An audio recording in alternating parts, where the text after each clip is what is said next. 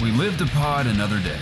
A lot's happened in the last month, and while we can't cover it all, we're stoked to be back. So is Den. And as I was telling Jacob earlier, we considered changing the intro to video games are sick. There's a lot of gnarly stuff coming our way in the near future.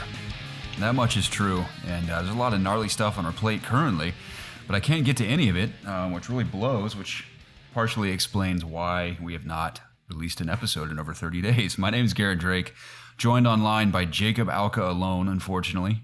Jacob, how are you? I'm great. Fantastic intro, by the way, and we are alone this week. We are missing our third wheel, our last leg of the tripod, Preston Pugh. And he is out of town currently. I believe he's in Fort Lauderdale, Florida. So down there on the southern tip of Florida, and he's doing lots of work. So I think he said he was going to come back this weekend, but I think he's going right back out. So correct. I believe he is back as this is Monday, right? Yeah. Monday, May 3rd, 2021. We are live. We're still breathing. I think we had one person, at least from what I noticed, reach out about where we were all this time. Mm-hmm. Well, unfortunately, I think people are kind of used to us being rather sparse in our uploads. Yeah, nowadays. A little inconsistent recently, which is really unfortunate. But, that is an aspect of life when this is not our full-time gig, sadly. It'd be sick if it was, but the rate we're headed, probably not, but it is a glorified hobby that we are still passionate about in spite of our absence in recent weeks. I also had a very busy month. I was out of town 3 out of the 4 weekends, and even my weeks in between were just insane, which I'm thankful for. I mean, love the work, grateful for the work, but obviously that makes doing the podcast tricky when Jacob's busy himself with his thing, Preston's busy with his stuff, but that has not killed us entirely. So it's good to be back. I miss you guys tuning in and, commenting and sending us questions. And telling Jacob, when I saw his face on our Google chat here, it's like seeing a long lost brother, long lost friend, my papa. Yeah, we haven't seen each other in quite a while. No. So I haven't even really talked, and we've texted here and they're like, hey man, can you do the podcast for like a month straight, like once a week? And so he's like, no, sorry, dude. So what's today? No.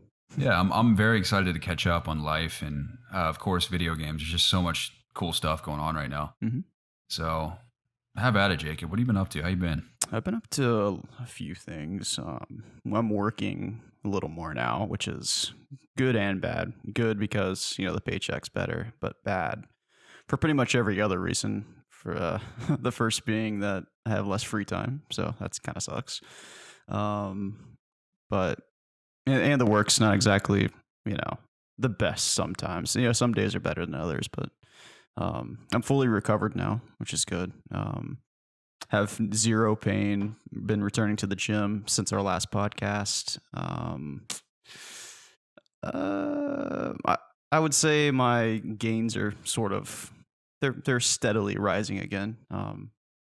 It's kind of weird, like being in the gym and not being able to lift how much I used to be able to. Because it's kind of like you're leaving.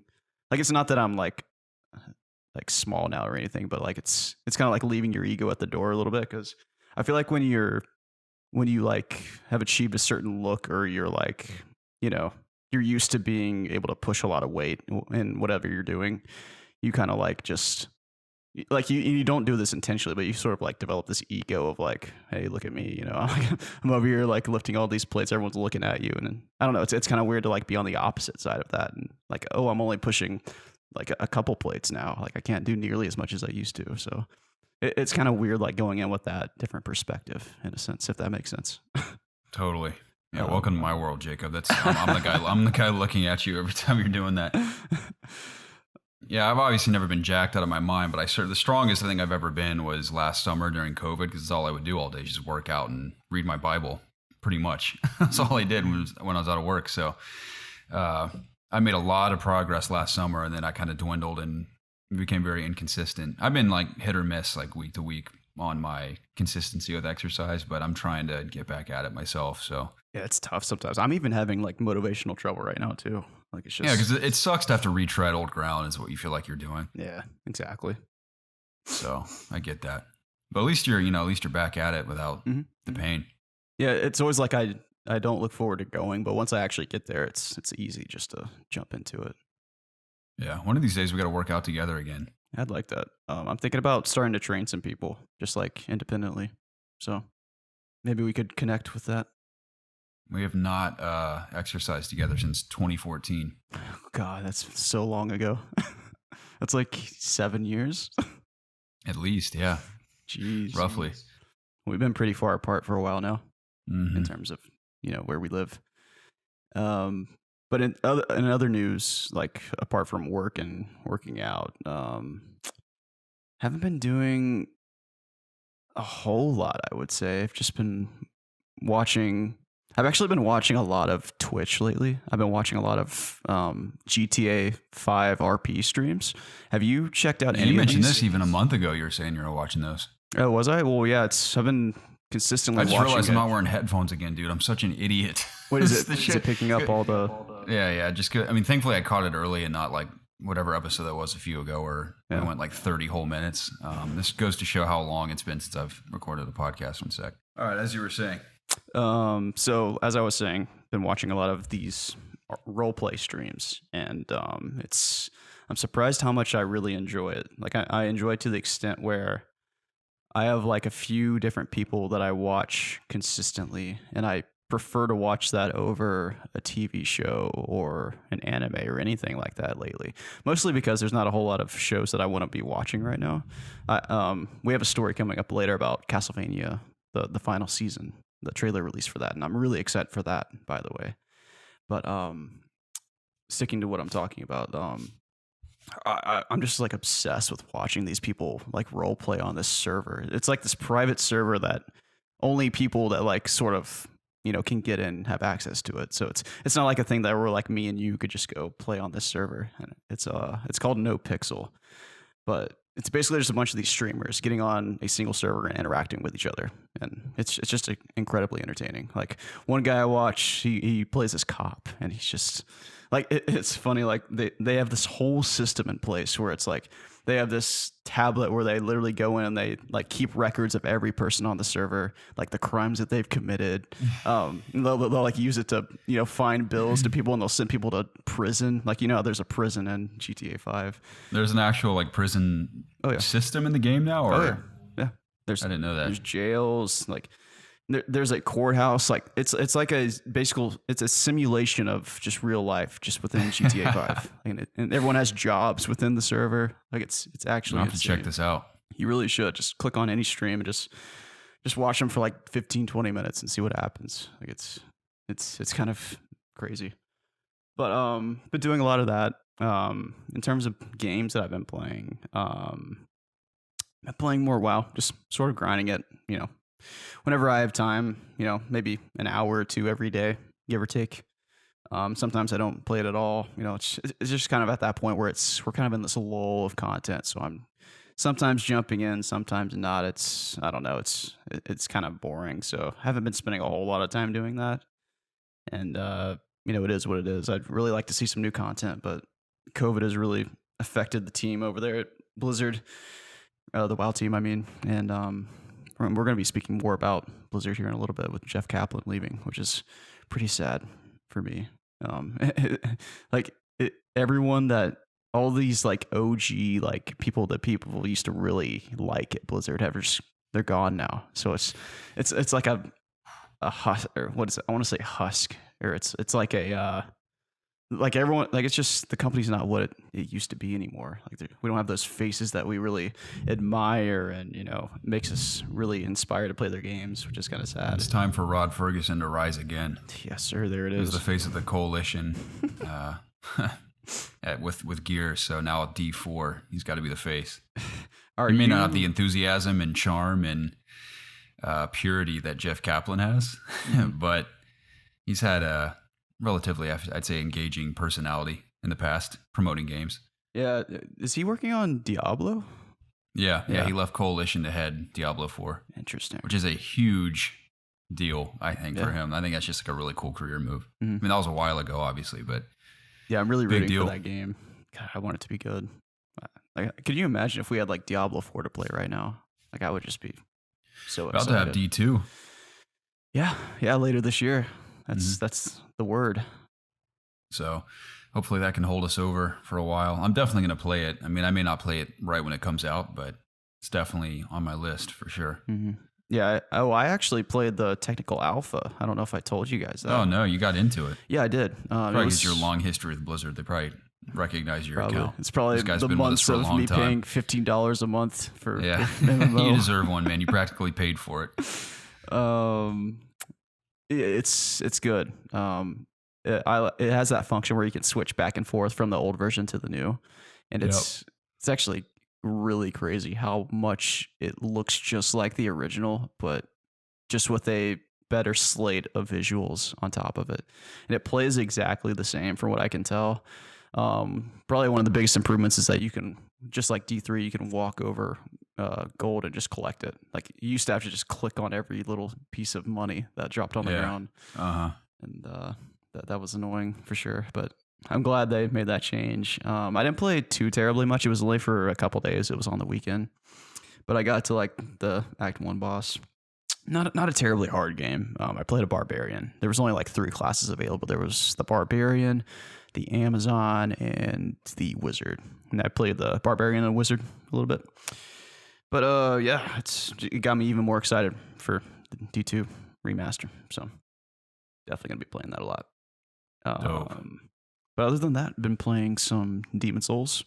I think when I first talked about it, I hadn't really beat any bosses when I was playing, but I've gotten through 3, which is, the first boss is like the big blob with shields. The second boss is the Tower Knight, I think. He's like that.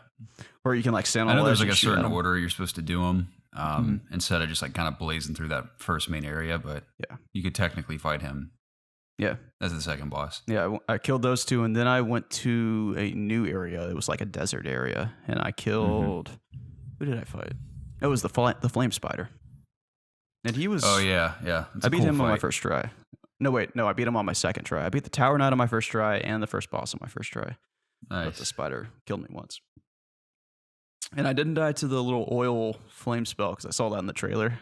But he got me once with his... long talons, those legs. You got me. But the area that I'm currently in right now is playing a little bit before the podcast, and it's like this rainy, like dark area, and those metal skeletons. Yes, dude. Like so I get up to the gate. I don't know if you remember this part, and there's like that big guy that's like at the opposite end in that field, and like I can get past him, but like I can't get much farther than that. Like, that's a tough area. These skeleton guys just keep wrecking me. So I think I just need to go to a new area, because I tried pulling out my shield to sort of like parry them, but even then, when I get like more than one of those guys on me, it's really tough to deal with, because my magic takes so long to cast. You're just like standing there for a second. It's like, and meanwhile they're rolling into you and knocking you, like they're stunning you, so you can't finish your cast. And then they just swipe you 3 times and you're dead. And I don't have any armor because I'm playing like a magic class, and I'm only speccing into intelligence and magic. So those guys go down pretty quick if you're slashing them with a sword.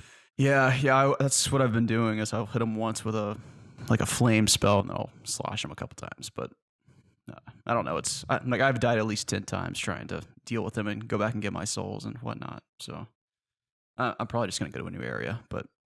Anyways, really enjoying that game. Not playing a whole lot of it, obviously. I've only killed 3 bosses, but it's a good time nonetheless, and I'll keep chipping away at it. But really, my mind is my heart is really set on Mass Effect trilogy coming out, because I really just want to play that. And not to mention like Ratchet and Clank Rift Apart, Resident Evil Village. There's a lot of good stuff coming out, like you said at the top of the show, but. Have you given any thought to playing Returnal? No, not at all. You don't want to play it? Not really. It looks fun and all, but I'd like for them to iron out those bugs before I really get into it, because the last thing I want to do is, get really far on a level and then just, I can't get out of this room. The doors are, bugged. I guess I got to just turn it off and start over. Oh, I didn't know that was happening. Yeah, there's a lot of bugs apparently from what I've been reading, and bummer. People have been complaining about it on the Discord too. So I know Big Colt and Carlos in particular have been playing a lot of it.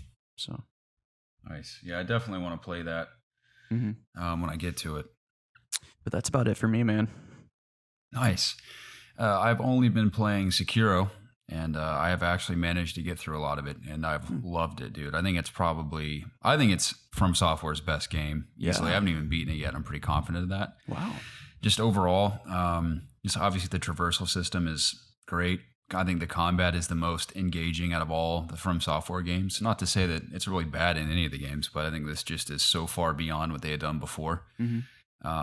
Just so demanding from the player. It's like entirely skill based too. I mean, it's like, because it's totally different from Ghost of Tsushima, but in both senses, that's like two excellent examples of just really phenomenal melee combat in games. And that's why I think Sekiro's up there with like one of the best as well. Yeah. So I've loved it. I'm on, in terms of like main story bosses, I'm on the Owl right now. I just got to him last night. So it's been good. I have not had a whole lot of trouble either, which is wonderful. So, and a couple of these bosses, dude, I've like straight up fought them. I haven't cheesed any of them because I was thinking like, what's the point of cheesing a boss? Like I mean, of course you're getting through the game, but at the end of the day, like what's satisfying about that? If you like cheat, I'm not saying it's cheating, but there's easy ways to kill some of these bosses. Yeah. And I'm like, what's the point of playing it if you're not actually going to play the game? Yeah. So I don't know what changed. I was talking to Preston about it. I do think one thing that helps me that's very practical is the fatter L1 button on the PS5 controller is just much easier for me to press, I guess, than L1 on a PS4 controller. Is L1 to parry? Yeah, because I'm on PS4, I could just never get the parrying down ever, and I played it for hours and couldn't get it down, and then I just hop on PS5 and it's like I knew how to play it all along. It was weird. So, but that game's been amazing. I've loved it. So I'm gonna get through that. Then probably, depending on what I'm in the mood for. Obviously, I probably want to beat it before a lot of these games come out because I'm just that busy. But between Returnal and I'm gonna wait to play Mass Effect later. But between Resident Evil and Returnal, I'll probably, if I'm being honest with myself, I'll probably start with Resident Evil once it's out, and then I'll jump into Returnal if I don't get to it before Ratchet and Clank. Yeah. So I got one question about Sekiro. Which boss has been the most challenging for you out of the ones you fought? Weirdly enough, the in the village, what's her name? The like Ghost Maiden. Is that the Lady Butterfly? No, it's like she's like a big giant purple lady because she's a ghost. I can't remember what she's called. Is it? I don't know if you've gotten to this area yet that I'm thinking of. Yeah, I can't think of what you're talking about. Is it like past? I think I'm on the cusp of going into the Divine Realm. I've pretty much done everything else leading up to that. Oh, okay. So I don't remember. I can't remember. I'm really bad with names and everything. She's a big ghost lady. That's mostly because I couldn't find Divine Confetti anywhere. Like I searched for. That's the only complaint I have about Sekiro is that in other games like Demon Souls, Dark Souls, Bloodborne, you can more or less kill anything. I know there are like certain items in all the games that sort of help you beat them, but more or less in Demon Souls, dude, I just like beat the shit out of every boss I fight with like no items. I just fought them with my sword and shield. Yeah. And because of that, like I didn't really have any complaints when I got my ass kicked. I would just learn their patterns and then finally beat them. Yeah. But with this game, for example, that big lady, you can technically kill her without Divine Confetti. It just takes forever to do it. And my attack power is pretty high. I mean, I found a buttload of prayer beads from killing a bunch of other mini bosses, so I'm like pretty strong in the game. But without Divine Confetti, it takes a lifetime to kill this thing. And that was my only frustration. It's like you can't just waltz up to any enemy and usually fight them. Not most of them, yes, but like bosses like that, all like the Wraith bosses annoy me. Because like without Divine Confetti, it just takes forever. And that stuff's really hard to find. I even looked up a guide for like where to find the best spots to find it or where to farm it. And like none of that was all that helpful because I'd found all of it and wasted it on my previous attempts. Yeah. But are you talking about the monk lady with the long stick? Yeah, her. Yeah, okay. I didn't have too much trouble with that one. Did you like fighting the ape? Yeah, he wasn't too bad. I actually, what's amazing about that is that a big part of that fight is the loaded spear. I don't know what I was doing wrong, dude. I looked at every single guide on how to use that thing when he's in his second form, and you rip the worm out of his head, it never worked for me. And the way I beat him, dude, was pure sword fight. I literally sword fought that ape until he died. That's awesome. Like I countered his attacks and slashed him. It took like 20 whole minutes to kill him because like I was hardly doing any damage by doing that. And it was hardly nicking away to his posture, but I had to sword fight that giant ape to kill him because a loaded spear wouldn't work. Yeah, I think I had more trouble on the first fight with him than the second one because I just really didn't know what I was doing. Yeah. And I don't even think I used the loaded spear on the first attempt, but I did on the second one because spoilers for the game. It's been out for a while, so no excuse for you not having played it at this point. But another ape will jump down in the middle of the second fight with the ape, and it's and I think you start the second fight against the ape with he doesn't have a head, right? Because you rip it off in the first fight, which is really cool, by the way. It's probably my second favorite boss in the game, just because he's definitely a fun one, unique it is. But I remember when I first saw the second one jump down, I was like, "Oh my god, no!" Yeah, I was just terrified. I watched. I've been obviously because I've been looking at certain guides and tips for that game recently. And there's this one video of a guy that fights every boss flawlessly, just like back to back to back in a video. So I just was watching it for fun earlier.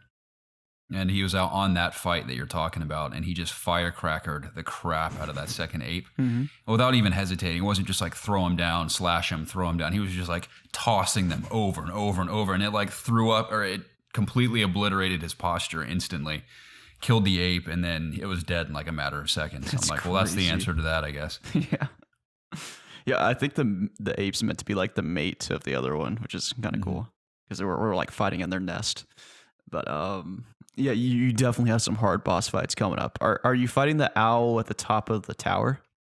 Yeah. That's probably one of the hardest fights in the game in general. But like up to that point, but you're gonna fight even harder bosses coming up. So I'll be definitely interested to hear your thoughts on those guys. Yeah. Especially the last boss. Like, depending what ending you pick, like the last boss is tough, man. It is tough. So, hopefully you pick the right ending. So I think there's 3 or 4 endings. So, all of which you might have a different boss. So, you have to let me know what you do. Cool. Yeah, it's been great. I've loved it. So, I wanted, like I said, I owed it to myself to beat that before Elden Ring comes out anyway. Yeah. So I will have played Dark Souls 3, Demon Souls, Bloodborne. Anything else come out that I'm forgetting? I don't think so. Never went back to play Dark Souls 2 or anything. But maybe I will one day. But I wanted to beat Sekiro before Elden Ring, so on my way. I believe in you. All right. Let's jump into the news, man. What do you got for us? Our first story today, Garrett, I wanted to talk about Mass Effect just a little bit. I mainly just wanted to talk about like my excitement for it. Not necessarily about this article in particular, but I thought the article would be like a nice starting point here in terms of, creating a discussion. But as we know, the Legendary Edition is set to be released in just a couple weeks. I believe it's on May. When's it coming out? May 14th. So I think that's a Friday, if I'm correct, or maybe it's a Tuesday. But and a possible day one patch has just appeared on the PlayStation servers that is bigger than the individual file sizes of Mass Effect 1, 2, and 3. Just not really that shocking. We always have pretty much day one patches nowadays, even if, games are still coming out physically. It's just how the industry is at this point. But the day one patch is supposed to be around 11.8 gigs, and that's bigger than all the other games combined. But that's not that surprising because they're all kind of old games at this point. But yeah, no, this article isn't really that relevant. But what are your thoughts in terms of the remaster, having already played, them all? Are you mentioned that you were planning on playing it again, but are you like, is this like remaster calling you to play it again, or would you play it otherwise? Like, do you just want to see like how it looks now, or? No, I definitely am interested in playing possibly the trilogy again. I mean, I'm most excited for 2, and what they've supposedly changed about 1 makes me excited to play it again, because I haven't played that since the month or 2 that it initially launched, which whatever year that was. Yeah. So I think it was 2007, if I'm not crazy. It may have been 2007. So I look forward to that as well. I'm just not going to play it immediately because we'll have Returnal, Resident Evil, and shortly thereafter Ratchet and Clank. So I'd rather play all the new stuff and then go back. And I think Preston was saying the same thing when I spoke with him, was we're going to play Mass Effect when there's like a lull in between big releases, which I'm assuming will be after Ratchet leading into the fall. Mm-hmm. So probably like midsummer, I'll play Mass Effect. What day is RE8 coming out? Although, like, right now, dude, is like my favorite type of editing / video game weather, which is pouring rain. I'm like, this just screams Mass Effect to me right now. You know, it's ironic because last time we recorded our podcast, it was also thunderstorming. Man, what does that mean? What does that say about us, dude? I don't know, dude. It's not good, whatever it is. Bring the rain, bro. Oh, Resident Evil's coming out a week before Mass Effect. It's out this Friday, I think. Yeah. That's insane. Interesting. I guess I'm playing that this weekend. That is huge, dude. Yeah, I'm definitely playing that. Are you going to play it on PC or PS4? Ooh, that's PS5. A great question. I'll probably play it on PS5 because I got this big new TV. So I'm going to look up and see if there are any DualSense features, and if there is, then I'll play it on PS5. Dude, if it runs at 60 FPS on PS5, like, I'm pretty sure that's good enough for me, man. Good enough for me. But yeah, going back to Mass Effect, like, I'm just like I have this like itch to really get lost in just a world that I've never explored. Oh, dude, Mass Effect's the one, man. Mass Effect's perfect for that right now, because not only have I just heard unbelievable things from everyone, like mostly you and Preston, but like you know, I love sci-fi. I love you know, I'm just so excited to play Mass Effect. And like, I really hope the first game is like at a state where it's going to be enjoyable, because it's just such an old game. And I hope that I'm not turned off. Like, if I do get to that point, I'm definitely going to jump into Mass Effect 2. Yeah, I was going to say, that is the answer. Like, if you get bored with 1, just go straight to 2. Mm-hmm. But I really want to have like that experience of having my character go through 1 through 3. Yeah, it is really cool. Like, that was a big part of why I loved the trilogy initially. Mm-hmm. Yeah. No, I can't wait to hear your thoughts on it. Yeah, I'm so excited. Yeah, I don't know what. I mean, I think I jumped into Sekiro 1 because it's been at the top of my list of like, I need to finish this. Mm-hmm. But I was still in a Souls mood after Demon Souls, because I really love Demon Souls on PS5. So wanted to scratch that itch a bit more, and not to like go on too many tangents, but I have played a healthy chunk of Ratchet on PS5 with the 60 FPS, and nice. It is just as glorious as I always imagined it would be. I mean, it is so beautiful. Yeah. And interestingly, when I think Digital Foundry did a video on the 60 FPS version, and I was unaware that the original game ran at 60 FPS all those years ago, which is kind of funny. Mm-hmm. So that's been great, and especially after, I mean, we may as well jump into it now. The Ratchet and Clank Rift Apart gameplay is just mind-blowing how good it looks. Mm-hmm. Yeah. So I'm so excited to explore those worlds, of course, all the new weapons, the DualSense features, Rivet as a character, all the mini games look fun. I mean, Insomniac is unstoppable, dude. I mean, Preston and I were talking, like, they are easily up there with Naughty Dog of the very best developers out there right now. I mean, they are incredibly talented. Yeah. I think they do fun even better than Oh yeah, their games Dog, like, you know. Like, that's always what I think of with them first, is that they just make incredibly fun video games. Mm-hmm. Like, I can't tell you, like, I can't even describe how much fun I had with Miles Morales, like December or whenever I played it. Like, the game is so much fun. Like, and I remember how much fun I had with Ratchet and Clank, the one that released on PS4. So yep. And I was watching the gameplay here for the state of the play footage we got, and I really like the feature of the rifts, like being able to like just grapple into the rift and then be on a completely different side of the battlefield. Like, yeah, just the possibilities that are going to happen with that is just so fun.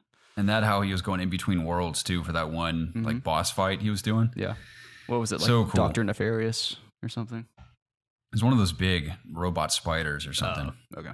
Um, But yeah, I like I assume we're going to be controlling Rivet at some point. yeah, that's what it looked like in the demo. You Okay. take over his Rivet and certain Yeah, I spots. guess I didn't watch that far, but I'm wondering what her gameplay is like in comparison to Ratchet. Is it just a different personality? Is her arsenal? I'm assuming her arsenal of weapons it's gotta differs be from different. his.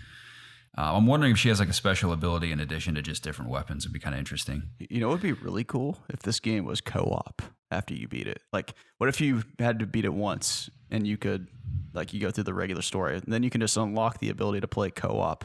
One person using Ratchet, the other person using Rivet. I think that would be incredible. That would be pretty interesting. I don't know if it would really fit. Ratchet could probably be a pretty cool co-op game. I mean, it's already chaotic enough with all the weapons you have with just one player, but two could be that or like a co-op mode that like is different from the main story or something. Would be cool. Yeah.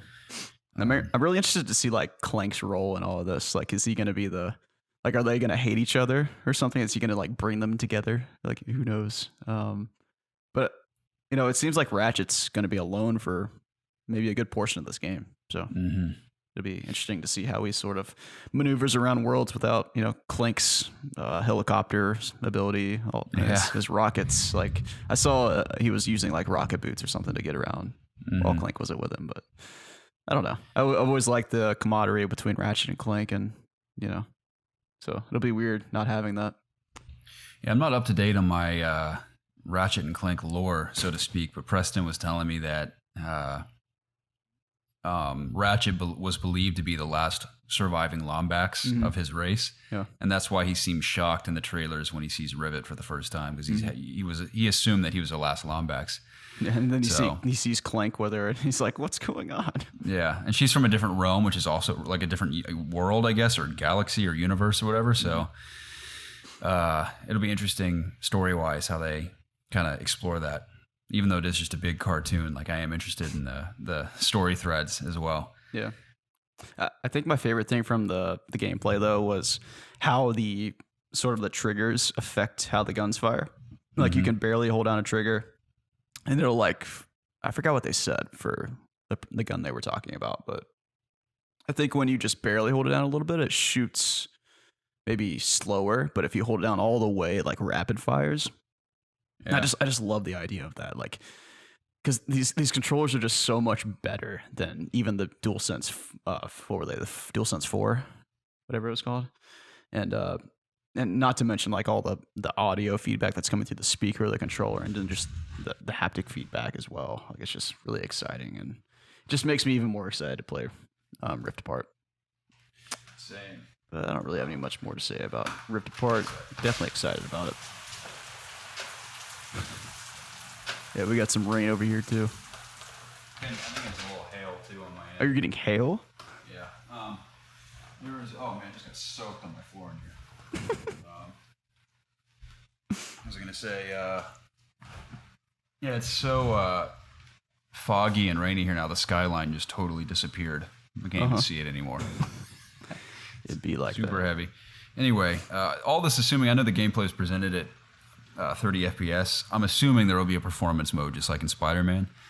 Oh yeah. And I was wondering. I mean, I'm certain they'll pull it off because it's Insomniac, but there's a lot going on in that demo to think that, man, 60 FPS with one, like the Rift teleportation, all the stuff going on screen, and like Nefarious City alone is insane. The level of detail that's in it. So pulling off 60 FPS with all that going on is going to be truly impressive without sacrificing a lot of visual fidelity. So I'm very excited for it. All that said. Nice, dude. Nice. Next story here. I don't know if you heard about this, but Activision CEO Bobby Kotick takes a 50% pay cut. But be aware, it's not as big as a cut as it sounds. After years of criticism for being one of the most overpaid CEOs in the United States, Activision CEO Bobby Kotick is taking a pay cut. In an SEC filing yesterday spotted by GameIndustry.biz, the company has opted to renew Kotick's contract for a few more years.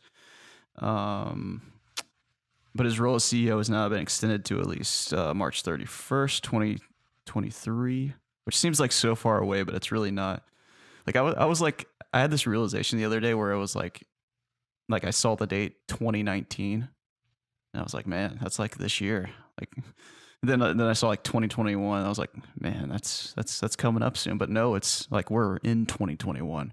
Like I remember just yesterday when it was 2011, and I was like graduating high school, and now it's like 10 years later. But anyways, that is insane. Sorry, I just went off on a tangent. No, that's all right.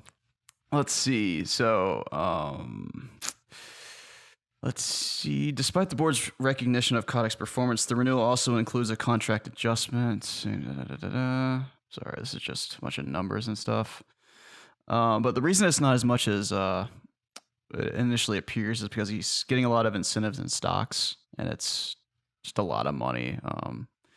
But I basically just want to know your thoughts, because Blizzard's been laying off several hundreds of people over the last couple of years, and meanwhile he was just getting more and more millions of money in not only stocks but just his general salary. And as it said at the beginning of this article, he's one of the most overpaid CEOs in the United States, not just in games but in the entire United States.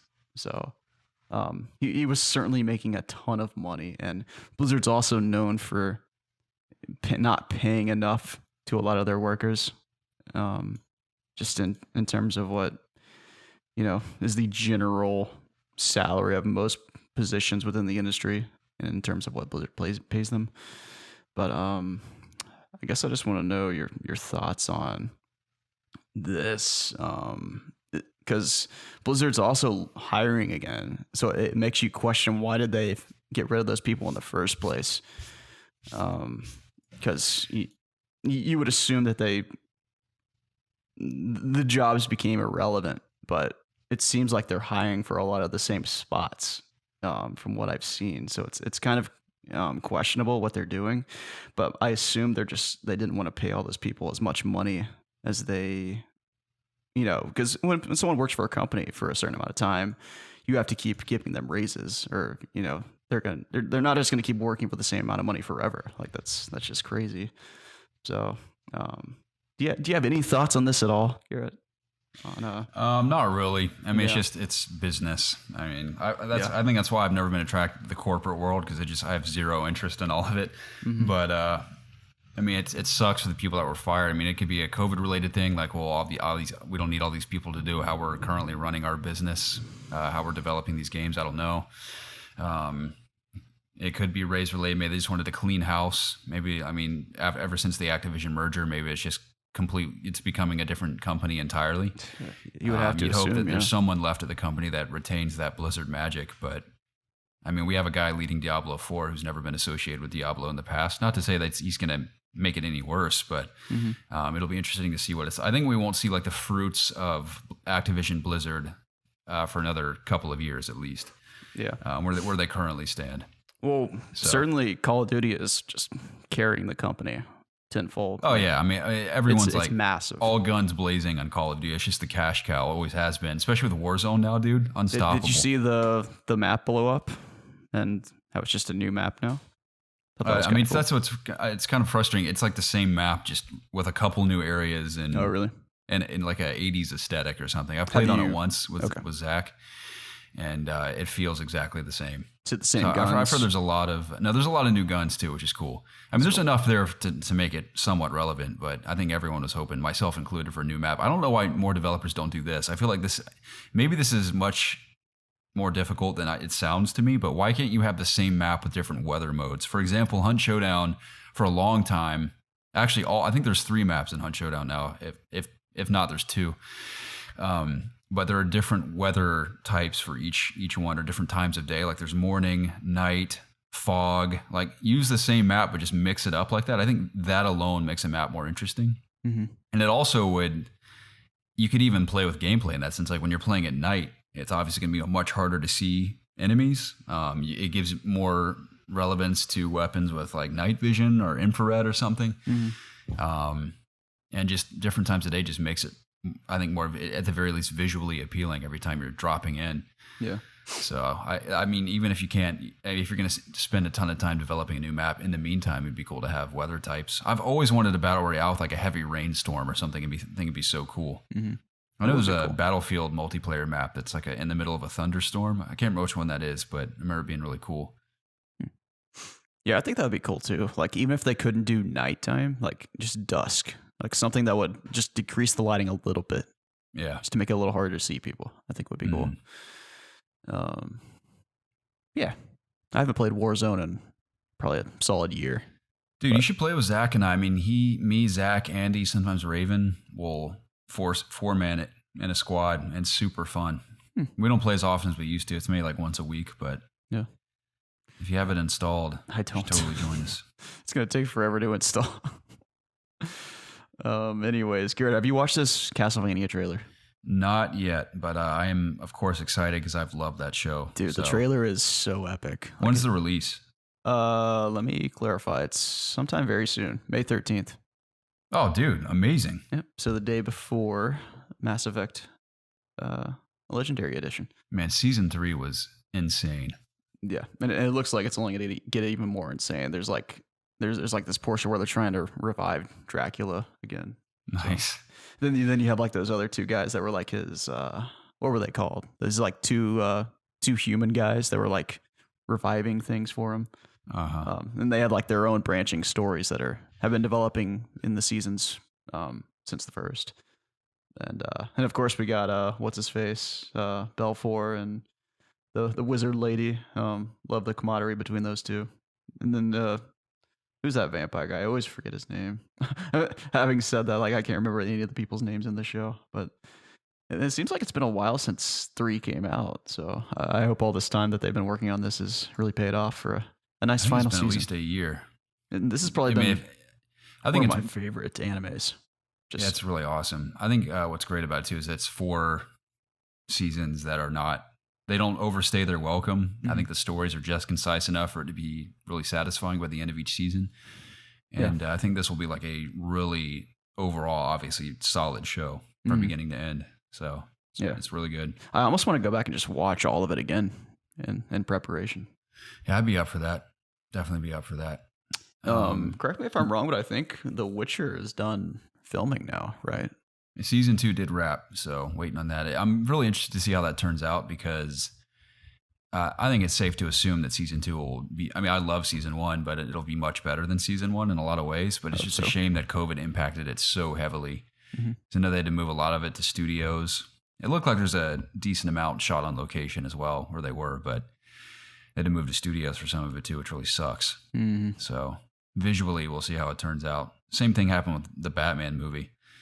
So wait and see, I guess. I hope we get to see that Batman movie soon.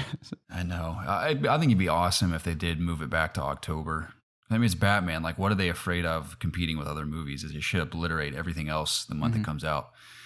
If anything, I know there's another, and I think in October there's another DC fandom that's premiering, and obviously we'll get a new trailer for the Batman. I think it'd be cool if, I mean, originally my hope is that we would get a trailer for the Batman on the date it was supposed to come out this October, but looks like we'll be getting it at fandom, and it'd be great if they're like, hey, actually it's coming out later this year around holiday season. That'd be cool.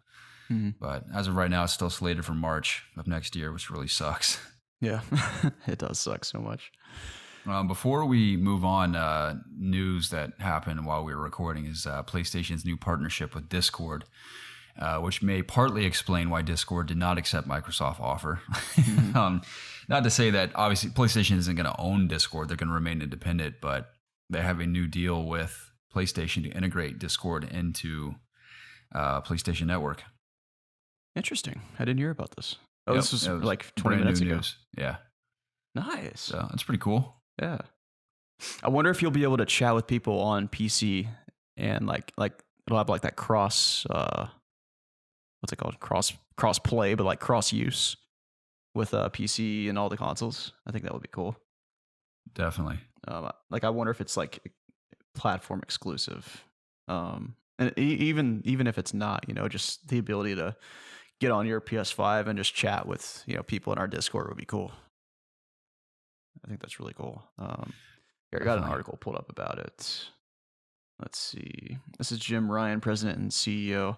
At PlayStation, we're consistently looking for new ways to enable players around the world to connect with one another, form new friendships, blah, blah, blah. Together, our teams are already hard at work at connecting Discord with your social and gaming experience on PlayStation Network. Our goal is to bring the Discord and PlayStation experiences closer together on console and mobile starting early next year. Oh, that's a good bit away. Let's see. Nothing really worth talking about here, but just the fact that it's coming is cool, like you said. I think we got a couple more stories here. The first of which being Jeff Kaplan left Blizzard. Garrett, he left the Overwatch team. As many people know, he was the game director, and he was heading the development of Overwatch 2. So it's probably never a good omen when your game director leaves in the middle of new game development. Yeah. But I'm going to read the opening of this article here, and then we can sort of talk about what does that mean for Overwatch 2, and if the new director will sort of steer the ship where it needs to go for this game to succeed. But Jeff Kaplan, the director of Overwatch, has announced he is leaving Blizzard Entertainment after nearly 20 years with the company. In a personal message, Kaplan announced his departure from Blizzard Entertainment. You can read the full letter below, which goes, "Greetings, Overwatch community. I am leaving Blizzard Entertainment after 19 amazing years. It was truly the honor of a lifetime to have the opportunity to create worlds and heroes for such a passionate audience. I want to express my deepest appreciation to everyone at Blizzard who supported our games, our game teams, and our players. But I want to say a special thanks to the wonderful game developers to Jacob Alka and everyone else that shared in the journey of creation with me. Never accept the world for as it appears to be. Always dare to see it for what it could be. I hope you do the same. GG, Jeffrey Kaplan." So not only is it, weird that he left in the middle of the development, but other developers that have left Blizzard usually leave a farewell letter that's longer than this. So it almost makes me think that there was some bad blood that might have happened between, maybe what they wanted to do with the game and what he wanted. Continuing further with the article, Aaron Keller is now the new director of Overwatch 2, and he's previously worked with Kaplan on World of Warcraft. And I think he was assistant game director before Kaplan left. So he's certainly in good hands in. Yeah, he's certainly been around to somewhat steer the ship. But this is just a continuing trend of the old Blizzard guard just jumping ship and either starting new passion projects or creating new studios. And it makes you wonder, like, did all these guys just get sick of Activision and their influence on old Blizzard? That's certainly what it makes me think, and many people that I follow think, in terms of people that I watch and play Blizzard games. It certainly is concerning for someone that's been a fan of the company for a very long time. But yeah, do you have any thoughts, Garrett? I mean, it's weird even that Overwatch 2 is a thing, because you would assume that they could just keep adding it to the base game and just making that better. But it's almost like a cash grab that they're even making Overwatch 2. And I know we've talked about it for a while now. Like ever since Overwatch 2 was announced, it was always weird that it was even going to be a thing. So, yeah, I mean the whatever gameplay we got, I think it was BlizzCon or BlizzCon line recently. I mean, they went pretty in depth on the mechanical side of the game, and it was very niche and hyper specific on the changes they were making. And it's like a lot of the stuff they were explaining exists in many other shooters already. Mm-hmm. So I mean, what truly separates Overwatch from Overwatch 1 is, of course, the co-op aspect, improved shooting mechanics, relatively new costumes. Sure. Seems like a DLC. Yeah, that's what everyone's been saying, it seems. But I'm very indifferent about Overwatch 2. I mean, I know we got back into Overwatch a while back and played for a couple of nights. It was really fun, but I'm certainly not hyped for Overwatch 2. Yeah, I wouldn't say I am Keep either. an eye out for it, but definitely not hyped. Mm-hmm. Yeah. Yeah, I mean, of course I hope it's good. Like I love Overwatch. I mean, I don't play it nearly that much anymore, but it'll always have a special place in my heart. Like I remember when it first came out, and I picked it up the day of on PS4. Like I played that game for like a week straight, like months straight, even. Like I was obsessed with it. I thought it was an incredible game, and it is. It's a really good game. They've certainly had trouble like balancing and whatnot over the years, but I've always had so much fun just picking it up and just playing various heroes. But yeah, dude. Yeah, Garrett, I see that you've added a couple stories here at the end, so I'll let you take the reins on those. I was talking to Preston about this, and it was kind of like a lot of backlash online when it first dropped. This is kind of old news now, but the Last of Us remake rumors that are seemingly confirmed. Mine and Preston's assumption, I think other people have probably thought this too, is that it'll be bundled with the PS5 version of Last of Us Part 2. Mm-hmm. Also with whatever multiplayer mode they've been working on. It's going to be like this bombastic package deal that'll probably just be $60 again for Last of Us PS5, Last of Us 1 entirely remade, plus the multiplayer mode would be a pretty killer deal, honestly. Yeah. I was under the impression that the multiplayer was just going to be a completely different IP, but maybe I'm wrong. Maybe. I mean, I'd be down for that too. Whatever it is, I'm excited because even the multiplayer mode in the original Last of Us, I know we've said this a lot, was a ton of fun. So I very much look forward to seeing what they could do. And I know we've speculated on what it could be for a while. I mean, I think it'd be cool to, with existing Last of Us 2 owners on PS4, if the PS5 version is either a drastically reduced price or a free upgrade would be cool. Mm-hmm. And if not, like if it is a free upgrade, maybe pay an additional $20 for Last of Us 1 remade or something. I don't know how they'll kind of, and that's assuming what I'm saying is even the case. Yeah. I mean, that's the thing. And Preston and I were thinking about like, what could you really do in Last of Us 1 to really like improve it? I mean, other than, of course, the visual aspect of it, AI could certainly be improved. I mean, the AI is not perfect in Last of Us 2, but it's certainly better than it was in Last of Us 1. Yeah. Hey, before we continue any further, I want to read Carlos's question about Last of Us. Cool. And he goes, do you guys want a Last of Us remake, or do you even think we need one? Personally, I think it's overkill. It got a remaster, a PS4 Pro update, and then an enhanced speed performance on next gen. What are your thoughts on that, Garrett? I don't think we need one either. And if it does come, I mean, I can't imagine myself really playing all the way through it again. Mm-hmm. I will definitely play through Last of Us 2 again on PS5. But and think about, I mean, Last of Us 1, 2, for people who have never played Last of Us, it would be cool to play it for the first time. One, with it visually improved, and also with DualSense features would be really cool. Mm-hmm. So I can see that being enticing for people that have never played the first one. Yeah.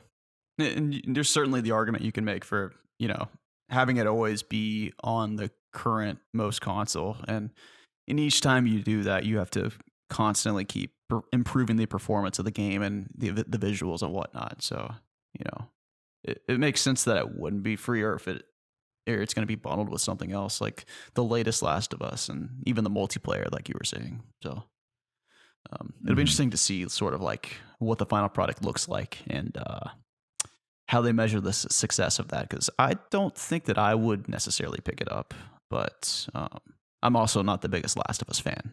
So, and I'm not like itching to play through the series again. Yeah, I'll definitely play 2 again when it comes, but jury's still out on me replaying the first one. Mm-hmm. I imagine I would play through the series again once. You would assume there's going to be another sequel after 2. So, yeah, the other story from sort of this news was that there is a part 3 plot outlined. That does not mean there are like full on scripts, but there's a plot outlined that they are not currently developing. So it'll probably lay dormant for a while, I imagine. I mean, think about just what they underwent to develop Last of Us Part 2. I mean, it was like 8 years or something, wasn't it? Insane. Yeah, it was or like 5 years. Yeah, I think it was more like 5 years. Whatever it was, it's still like a huge endeavor. And I imagine they're going to want to attempt something else prior to Last of Us Part 3. But I look forward to it. I think there's definitely room for a Part 3. I don't know what they would explore, because I do firmly believe, Preston and I talked about this in our own review, is that it was a really effective continuation of what happened in the first game. So how do you continue what happened in the second game and call it a part 3? Like if it was Last of Us subtitle something else, it'd be like a new story. But if you call it part 3, it's got to be a continuation of what came before. Yep. So I don't know. We'll see. I'm even more interested in seeing what Naughty Dog is going to be developing in the future before this. Yeah, it is definitely time for new IP from Naughty Dog for sure. Yeah. And that's part of the reason why I'm so interested in the multiplayer, because I'm pretty sure that it's not Last of Us related necessarily. Like it's based on the multiplayer from Last of Us 1, but it was supposed to be a different IP because they wanted to maybe flesh it out more and have it a separate release from the original Last of Us 2, which is what they did. But I don't know a whole lot more about that than what I just said. So it'll be like, are they going to make it like its own thing, and are they going to like constantly support it? Are they going to take that direction, or is it just going to be like something they bundle into this perceived bundle that they're remaking for PS5? We will see, I guess. Yeah. That's pretty much all I got on that, though. Have you seen Mortal Kombat? I have not seen the movie. How is it? It is okay. I did not love it at all, if I'm being honest. It was entertaining. I was entertained the whole time, but I thought it was, I mean, I don't even think it's wrong of me to say it was very stupid. I mean, of course it was stupid as Mortal Kombat, but stupid in some good ways and in other ways not a good stupid. But it was moderately entertaining. I actually saw it in the theater. And it was with a good crowd, which made it even more entertaining. Oh, yeah. Because a lot of people were reacting just how silly the movie was. But I think it succeeded in being entertaining. I think they could drastically improve the second one with just gnarlier action scenes. And I was kind of annoyed too. I mean, I don't see how anyone would care about this. It is technically a spoiler, but the tournament isn't even really in the movie. It's just a bunch of fights suggesting a tournament's supposed to happen, but they kind of dance around that. I think the movie would have been way more entertaining if it was purely action focused and it just starts in the middle of the tournament, just assuming you know who everyone is. I mean, sure, basically do a brief intro of who the characters are for general audience members, but I feel like the majority of people going to see or watching Mortal Kombat have some sort of history with the franchise. So just do like the game stories in a movie would be so much more entertaining, I feel like. Yeah. So hopefully they do that. Just go completely insane with the sequel. But relatively entertaining, I'll say. So how not at all a disaster, just not great. Yeah. What was it like being back in a theater? Like, are the theaters back at full capacity now, or? I don't know if they're back at full capacity, but my theater was pretty full. Okay. I also saw Tenet last summer, like right in the heart of the pandemic, and it was a pretty full theater then too. So okay, it was all good. Gotcha. Yeah, I haven't been to a theater in well over a year, so just curious. Yeah, but it was all right. We haven't podcasted in so long. I mean, Godzilla vs. Kong it was pretty cool. I enjoyed it. That was fun. What else have I watched? Oh, dude, I completely forgot to say that I finished Persona 5 Royal. Oh, nice. Did you enjoy it? Yeah, it's incredible. The new semester is so good. Nice. New character. I came to the conclusion I don't think I'm ever going to finish it, Jacob. That's so sad, Garrett. Because every time I play it, all I can think is all the things I'm doing in this outside of the mystical palace stuff I could be doing in real life, and it makes me want to do it in real life. So I'm like, either I'm going to live my real life or I'm going to play Persona 5, and I've chosen to live my own life. And I'm not saying there's anything wrong with playing that game because there's so much to adore about it. I don't have the time to meander around having conversations with the people 12 hours a day. Yeah. Well, the problem is, and if I didn't do it 12 hours a day, it would take me a lifetime to finish the game. So yeah, true. The problem is that you can't develop relationships with attractive anime waifu girls. So says who, man? Just go to the Savannah College of Art and Design Atlanta campus. Yeah. I mean, like real life anime girls go to that school. Okay. Granted, I wasn't in that building because I was a film student and we were in an entirely different building. But every time I had to go to that building, it was basically like walking into Persona half the time. So that'll just cost you upwards of $70+ grand to experience that. So I think I could choose wisely. Why not?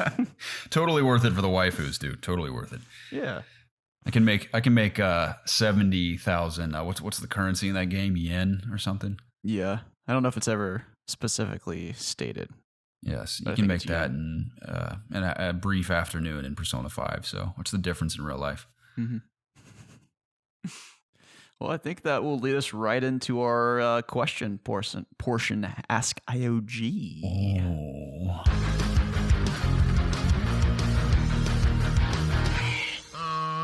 Ask IOG is the part of the show where we answer your questions submitted through any of our social media at ItsObviousGaming, the Ask IOG section of our Discord channel, or emailed to us at ItsObviousGaming@gmail.com. And always include the hashtag AskIOG so that we know you want your question read live on the show. First one comes from 32 Speedster Sam Harris. Writes in and says, "Hello, gaming overlords. Hello. I've been pretty busy with life, training to join the army, helping with my small group, spending time with my lady. It's all wonderful. It's all a wonderful roller coaster ride." Excuse me, I can't read from this far away. "Needless to say, I've been out of the loop when it comes to games and other entertainment mediums. So here's a question that may cause a kerfluffle. How do you say finally Worcestershire? Wait, wait. How do you say these words? Oh, caramel or caramel? What do you say, Jacob?" I say caramel. Same. Caramel makes me cringe, dude, when I hear it. Pecan or pecan? Pecan, boy. Pecan. I say pecan as well. I say pecan to be funny, but Yeah. pecan as well.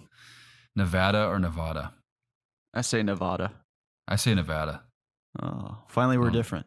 Yeah. Worcestershire. I'm probably not even saying that right. Yeah, I don't even know if I could say it right.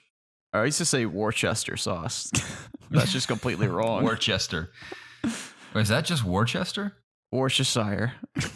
Worcestershire. Worcestershire.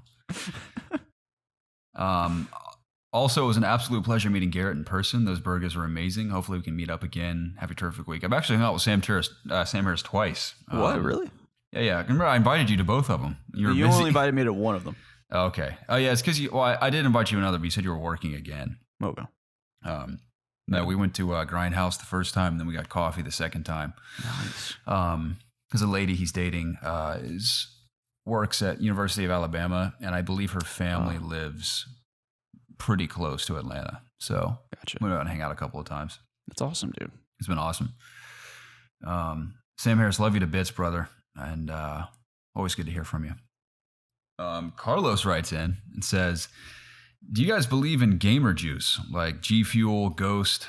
Like, do you believe it actually helps you concentrate or focus and enhances your eyesight? Also, bonus question, did you guys rock or buy power balance bracelets or believe they actually worked?" I've only ever tried a can of Gamer Fuel, and that was when Halo 3 came out. Mm-hmm. I've only ever tried it once or twice, I think. Yeah. So I didn't realize it was like designed to help you enhance your skills or something. I just assumed it was like a gaming related Mountain Dew. It probably doesn't. Like, it's probably But just that's how it's caffeine. advertised. That's how it's advertised. I don't know what a power balance bracelet is. I don't either. I have no clue. He posted a picture in Discord, but it didn't really help me really see what it was. Like I would assume that it like tracks your heartbeat or something. Like I have no clue. I can look it up really quick. Power band. What's it called? It sounds like power balance bracelet. It sounds like a Power Rangers morpher. Power balance. It's morphin' time. Power balance band. All right, go onto the website. Whatever you're doing, wherever you're going, whoever you are, power balance. What? They got several colors here. What do they do? Technology. What is power balance? Is a leader in the market for performance technology sports accessories. What does the wristband do? Is a performance technology wristband with a distinctive hologram worn by millions of consumers and athletes worldwide.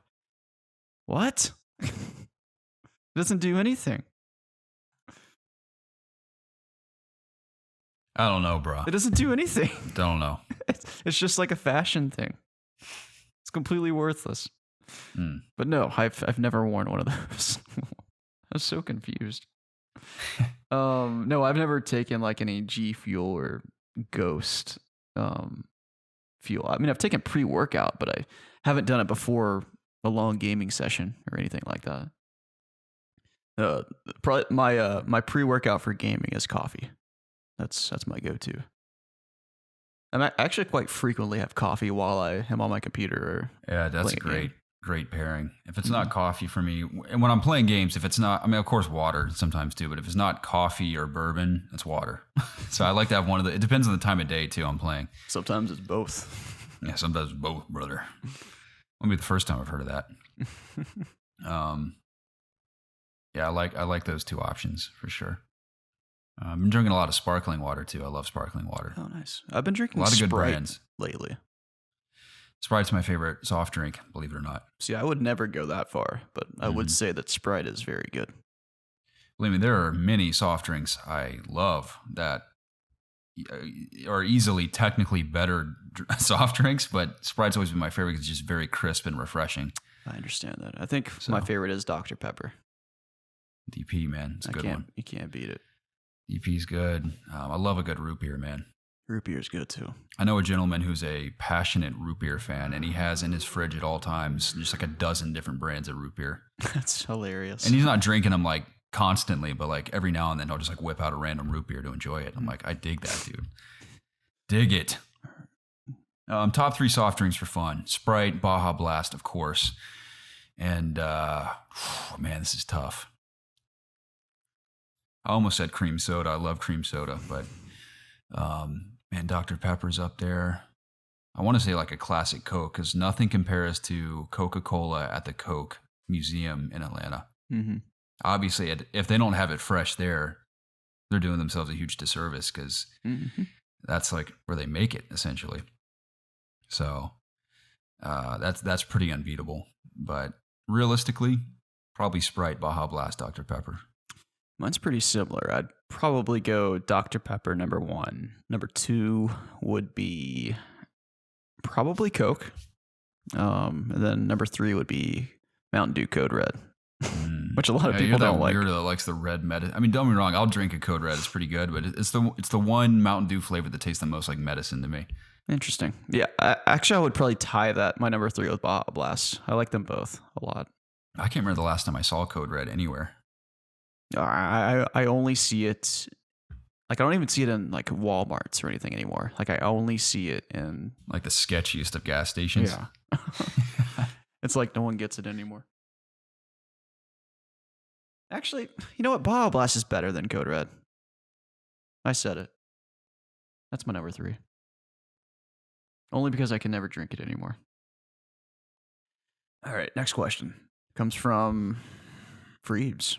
And he asks, better soundtrack, Moana or Frozen? Jacob, I believe it's Fribes. He corrected us long time ago. Yeah, well, I don't care. Fribes.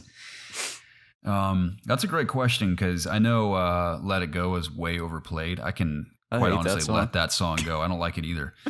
But there's some other bangers in the Frozen soundtrack. Yeah, there is. Like Build a Snowman. Olaf's song is really good. Mm-hmm. I have my answer, and I'm going to base it completely on the fact that Moana takes place in a warmer climate, and Frozen is in a cold climate, and I like warm weather more, so I'm going to say Moana. I'm the same. And it has The Rock featuring. Yeah, I've not seen Moana. I saw Moana in the theater when it first came out. I'd love to watch it again because I remember really liking it, and I know there's some really good songs in it too. I just remember maybe because I've seen Frozen more, but I feel like Frozen's more memorable than Moana overall. It is. Yeah, it's a better movie. But I think Moana is really solid. So yeah, I mean, I say it's a better movie, but they're both like really good movies. Mm-hmm. They're some of the best movies that Disney has made in the last decade. You know, a movie I completely forgot is Frozen 2. Yeah, I watched Frozen 2. Just forgot about it. Yeah, it didn't have the hype that the first one had, but it has good soundtrack. Just like I remember it being like a really overcomplicated plot. That's why I can't remember anything from it. Yeah. I mean, Frozen 1 came out when we were in the apartment. Yeah. The only thing I remember from Frozen 2 is that melody from the main song that's like, I think that's the main melody. Yeah, I didn't like that. That could be from a different song Disney movie. That they sort of like launched the movie with. I remember Panic at the Disco did like a cover or something in the credits. Mm-hmm. Yeah. What's a question like that? Better soundtrack, Moana or Frozen? Better soundtrack, Lion King. This is so easy though. Lion King or Lion King. Trying trying to think. Yeah, it will always be Lion King, but I'm trying to think of another like really heavy hitter Disney film. Tarzan. Oh, dude, yeah, Tarzan. I mean, definitely Lion King, but Tarzan is killer, is dude. underrated. Dude, I jammed Tarzan like 2 weekends ago. I was just in the mood for some Phil Collins Tarzan. Yeah, dude. Like, man, that soundtrack is incredible. Yeah, those are 2 big ones. I think Mulan has one of the best Disney songs of all time with "I'll Make a Man Out of You." I think that's "Dark Side of the Moon," whatever it is. that song is incredible. Man, live action Mulan was awful. It was so bad. Yeah. Talk about a cash grab. I hope that Cruella movie's good because I like Emma Stone and I like the idea of doing that movie, but obviously a lot of people compared it to Joker. Yeah. Which, fine, take inspiration from that because I like Joker, but hope it's cool. It looks really interesting. Yeah, I hope it's good. Big Colt writes in. Big Colt! Would you rather have to pee and poop in a litter? I remember reading this when you wrote it. It's so good.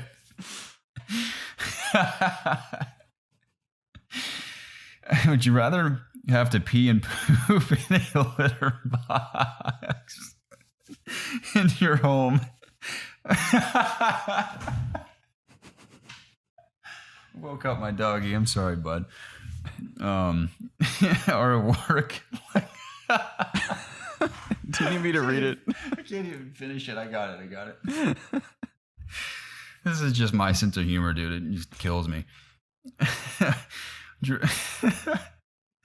Poop or pee in a litter box at your home or work like a cat. I'm sorry. Okay. Pull yourself together. All right, I got it. Just gonna pretend like my life depends on it. Or have to pee or poop outside like a dog. It's a social norm. Some thoughts on this one. With the dog option, you have to bring toilet paper. You have to bring toilet paper and soap and water and hand sanitizer, and you would get a lot of people not cleaning up their own work. That's true. The cat option, you have to let the litter box sit and can only change it at the end of the day. plus have it to transport it around with you unless you choose to maintain a home box, work box, and travel box. Okay, I'm going to tell you right now. I'm not carrying a litter box with me everywhere I go. That's not happening. What if you had a home box, work box, and travel box? The dog option is so much easier, dude, because you can take a little bag of all your sanitizers and soaps. Yeah, you can have like a fanny pack. You can stop and take a dump anywhere as a dog. You can have your poop fanny pack. Can you imagine just driving down the street and like all these humans just like taking dumps in yards and sidewalks and like cleaning up after themselves? It would be feral. That's what it would be like. I mean, honestly, it sounds awful, but it's not unlike living in some major cities. I mean, like homelessness is pretty rampant now because of COVID, which is awful. Hey, you're right. There's a lot of people that you gotta go somewhere. So, I've seen people pooping and peeing in public many times. I've seen a guy walking down the street with shit all over his ass. I mean, it's sad, but it's true. So, I would take the dog option. It's more realistic. Yeah, most definitely. I don't want it. But the idea of just taking a dump in the middle of like your cubicle at work and someone coming by like, hey, Jared, it's like totally normal. It just sits out all afternoon. That time of day again, Jerry.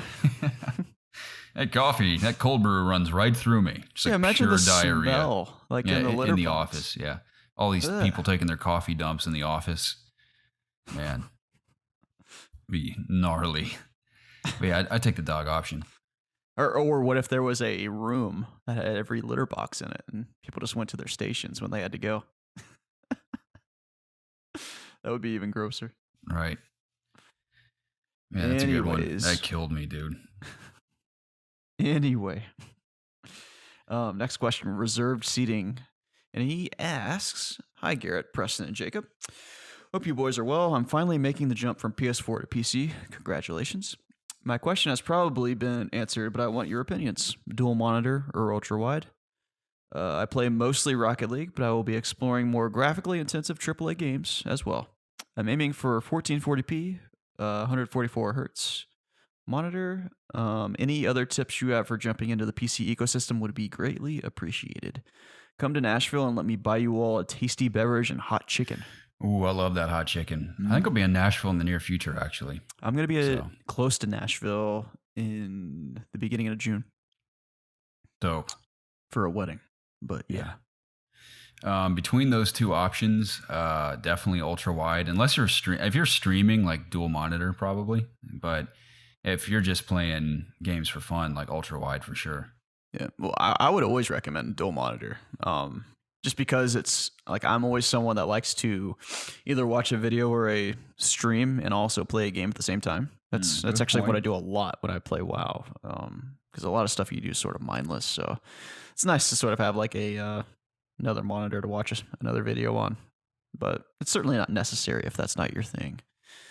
But most PC gamers that I interact with have two monitors, so that's the route that I would go. But I've also never used an ultra wide monitor, so I don't really know what that is like. They're pretty sick. Mm-hmm. I would love one for editing because I gave my other one to my dad, thinking I would never need it again, and now I need one. Yeah. So I would love a new one. Well, thankfully monitors aren't too expensive anymore, especially for like 1440p. If that's what you want. But yeah, I would recommend like 144 hertz monitor at the very bare minimum. 1440p isn't necessarily like necessary unless you want to play games in that resolution. I mean, at that point, you might as well just go to 4K if that's what you care about. But I think 1440, 144 is like killer for most games currently, especially if you're doing like multiplayer stuff. Like you can enjoy a higher resolution at a much higher frame rate and not sacrifice frames for like 4K for example. Yeah. But in terms of like how much money is willing to spend, maybe 1080p 1440 would be better because those are really cheap now. Man, I would buy a 3080 card in a heartbeat if they were available. Like I would not hesitate for a second to buy one. I've been waiting to upgrade my GPU for so long. So it sucks. Yeah, I'm not really sure what the availability of them right now is. I assume it's still hard to find, but I haven't really been looking at all. I mean, I haven't either. I feel like I would have heard something by now if they were like, oh yeah, like you can get one anytime. Kind of like we're waiting for the day when PS5s, you can just go to Walmart and pick up a PS5, no problem. So it's amazing how long it's been for both the cards and PlayStation, at least because I don't really keep up with like Xbox sales and availability and everything. But yeah, I unfollowed their Twitter account today. Oh, yeah, bold move, dude. You're gonna get your new furniture at. You know what's funny, dude? I've actually considered. I mean, I don't. This probably sounds just backwards completely because I have a PC, but I may just at some point pick up a Series X just to have for Game Pass because I think Game Pass is rad.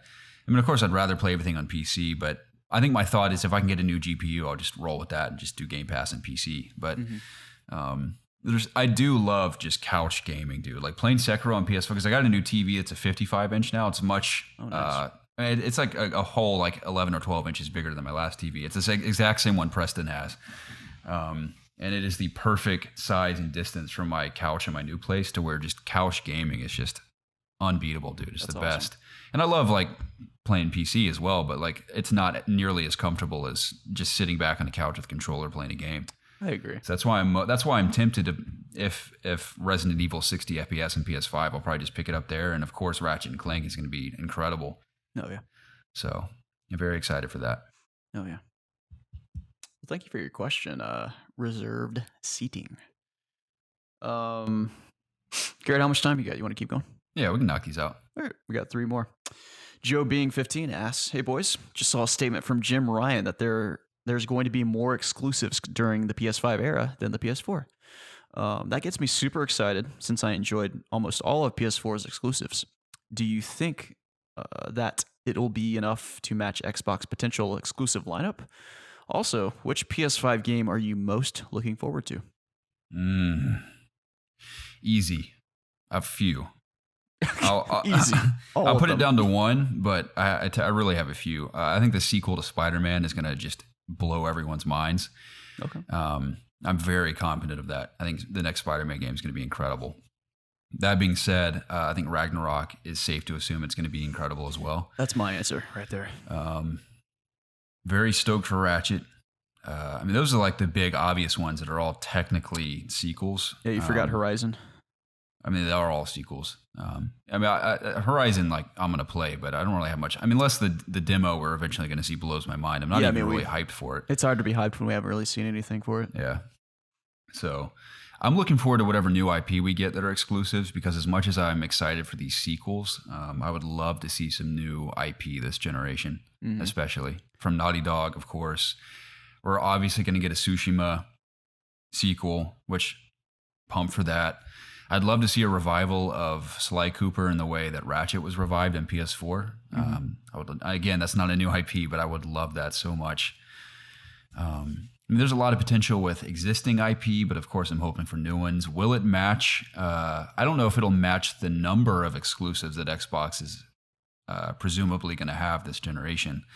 But it'll be interesting to see which PlayStation exclusives outshine the number of exclusives Xbox has. Because just because they have a lot of studios doesn't mean every single one's going to be a total banger. Sure. Although I am excited for many of them. So it's hard to say for the time being, but I mean, that's the thing. When I have Game Pass and PC, I mean, I'm excited about plenty of stuff Microsoft is putting out. The only reason we've been married to our PlayStations for so long is because their exclusives for a long time were outstanding, and you could only play them on PlayStation. It's literally why the PS4 was so successful. It wasn't like because of the hardware. Like, it just had some great games. But I really did get the most out of PlayStation 4. So I mean, look how good Last of Us Part 2 looks on a PS4. I mean, granted, I played it on a PS4 Pro, but it looks unbelievable on a PlayStation 4 Pro leading into PS5. So if they can do that well on PS4, what on earth are they doing with the PS5 version? I can't even imagine. Yeah, we'll have to wait and see. Cannot wait to see that. That's part of the reason why I'm so excited about Ragnarok. Like, I think God of War PS4 is a beautiful game. Like, I think that's going to go down as like a timeless classic, dude. It's easily one of the best games I've ever played. I'm probably going to play it again this summer, like when I get some dead time, because I just want to play that game again. It's so magical. But yeah, that would be my answer, is Ragnarok for sure. I'm so excited for the sequel. It's because, I mean, the first one was one of my favorite games of all time, easily. It's just such a journey, and then like it all culminates at the end, and it's just incredibly satisfying. And things happen that you didn't really expect. At least I didn't. So, it's definitely a really cool and epic journey. But this will lead right into our next question with Carlos again. And he is asking us, okay, EOG founding fathers, we bring in this gym back. Marry one, fuck one, kill one. Garrett, you can edit this if you would like. But our three choices here are God of War Ragnarok, Ratchet and Clank Rift Apart, or Final Fantasy 16. What are your hype levels for all of these? And where would you rank? Dude. I would slaughter Final Fantasy 16, just completely decapitate it. No. No, I'm wrong. I'm going to play it. I'm excited for it. But I mean, out of all those franchises, Final Fantasy is at the bottom of my list of interest, as you know. I don't know why. I've just never fallen in love with any Final Fantasy game. I've enjoyed the ones I've played. I mean, 7 was awesome in every way. Like, really, really enjoyed it. But I've never fallen in love with. I think it's the gameplay of Final Fantasy games I've never fallen in love with. I'll fall in love with the characters, especially 7. Those characters are incredible. But the gameplay has never just blown my mind by any means, although it is truly excellent in many ways. I don't know why. I just haven't fallen in love with it. That being said, would kill Final Fantasy. I would. This may surprise you too, Jacob. I would date or bang God of War Ragnarok, and I would marry Ratchet and Clank. And the reason being really surprising is because I think ultimately I think Ragnarok will, to no one's surprise, be a more impactful game in many ways. But I think I will ultimately have more fun in Ratchet and Clank and enjoy being in that world more so, because it's just a very joyful place to be. And on top of the already excellent third-person platforming shooting action, you have all these mini games on top of that. Great sense of humor from a lot of the characters, beautiful art design. It's going to be an overall joyful, very fun, entertaining experience that I'd like to spend, in this sense, the rest of my life with, versus being in dreary Ragnarok. Even though Ragnarok's going to be awesome, no doubt. I respect that. I definitely respect your answer. But I disagree. I would kill Ratchet and Clank in a heartbeat. It doesn't hold a feather to how great these other two games are going to be. Already predicting that. I would have sex many times with Final Fantasy 16. Like it's no one's business, and I would do it dirty too. I would I would ravage that game. And I would Love marry Ragnarok because, like I said in the last question, I'm just over the moon excited for it. Garrett, are you ready for our last question? Always. Oh, wait. Carlos, thanks for writing in again. Our last question is for when Preston is present. You wrote. That's what Gavin said. I feel like I could easily answer for him. I'll show you for fun. I was going to call Preston, see if he answers. One sec. Okay. Call Preston Pugh. Preston's already purchased 4 or 3, at least 3 PS5s. He didn't get all of them, but well, he did get 3 out of the 4, I believe. He got the 3 for us, and then the 4th one was stolen by a rogue Walmart employee. You didn't get one for me. Oh, that's right. So he got 2 out of the 3 he ordered then. I know he's like in the middle of work right now. There's no way he's going to pick up. Yeah.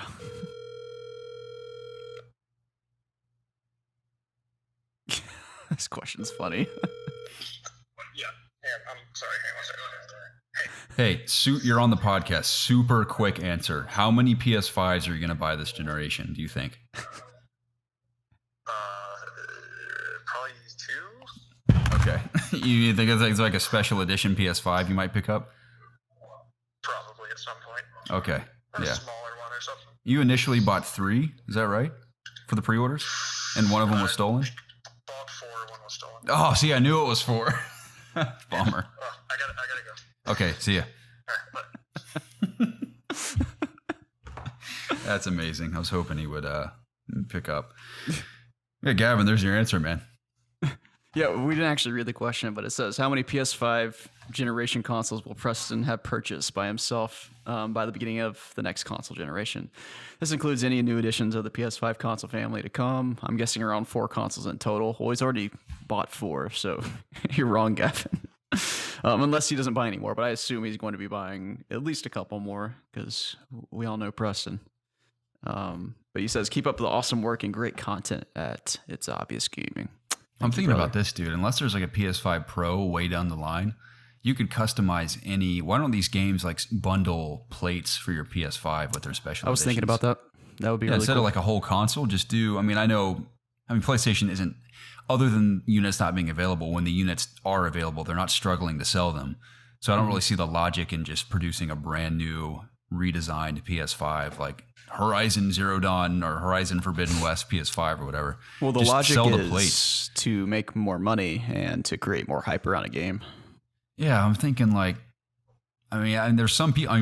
Granted, like, what am I saying? Preston's bought a ton of special edition PlayStation 4, so I mean, there are people out there that are willing to buy another console. Yes, special edition.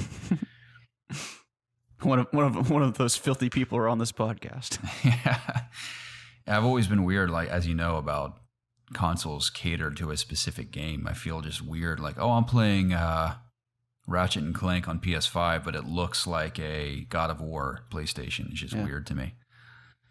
So it's not. Although that weird, I won't deny the consoles look sick. Like the Spider-Man PS4 Pro was awesome. You'd be surprised how rarely I ever look at my PS5. Like I play it frequently. I actually turn it on every day at the very least to watch YouTube or a streaming service or something. But yeah, I'm never looking at it. So even if I did have like a Spider-Man PS5 or something, I don't really think I'd care that much. Yeah, I'm the same. But I'm with Mine's you. on Like, the I'd bottom rather shelf just be in the like little entertainment system. Is it upright or on its side? On its side. Same. Mine barely fits into my entertainment system. Like this is the PS5 and the space is like this big. Mm-hmm. It's like barely bigger. So I'm glad it fit. That's what I'm saying. Well, this has been great, Jacob. Garrett, don't leave me. You and I both got to hit the gym, don't we? Yep, that's right. I do need to get to the gym before it gets too late because everyone getting off work is going to be there and then I'm never going to get anything done. So we're going to get a good time. Oh, it was a pleasure as always. I feel bad it was such a long delay, but yeah, it's good to be back. Yeah, I want to apologize to everyone. It's it's just it's just the state that we're in right now. We're all working full-time jobs now. We have less and less time to really do anything, especially this podcast, because not only are we all working all the time, but just lining up all our schedules, which is 3 different people's schedules. It can be rather challenging sometimes, but from 3 entirely different fields of work too. Exactly. Yeah, not to say that we're like expecting everyone to be waiting around for us or anything, but we do appreciate and are grateful for the support, even when we do take long breaks like this. And to have you still tuning in is a great honor. Mm-hmm. So we're very thankful for that. And it's really awesome to have like going. Lots of questions to come back to too. Yeah, those were really fun too. I mean, I've almost thought like, of course, like news will always be a part of this podcast to a degree, but I wish we could just spend more time on questions every episode versus like news stories. Mm-hmm. But there's plenty to talk about over the coming weeks, of course, with all these games coming out. So we'll have plenty of content and hopefully a lot of questions to coincide with those games and more. Mm-hmm. But yeah, we need to talk about RE8 for sure. Definitely. That's 100% happening. Are you going to pick it up this weekend? I think so. I'll probably pick it up Friday when it comes out and hopefully play it a bit before Monday of next week. Nice. If you want though, next Monday, if you are free as you're supposed to be, you should come over and we'll do it in Atlanta. Maybe get food somewhere while we're Let's do it. Let's plan. I'll try and go and work out like in the morning sometime, and then I could maybe swing by after that. Cool. Go have lunch or just hang out. I don't know. Yeah, sounds good. We'll finally meet my my pup. I'd love to do that. He's a sweet boy. Little Din Din. Mm-hmm. Well, Jacob, enjoy your gym sesh, brah. Thank you. Hope you get you those as well. gains. What are you working out today? It's chest day, man. It's Monday. Nice, me too. So chest day, best day. Good day. I don't dread chest day at all. Nope. So should be good. Let's do it. Chest power. We can touch breasts next time I see you. Mm-mm. Sound pretty good? I'd love to. Okay. Nothing makes me happier. Yeah. Same, brother. Well, again, ladies and gentlemen, thank you so much for tuning in. We love you to bits, and we will talk to you again soon. See you guys.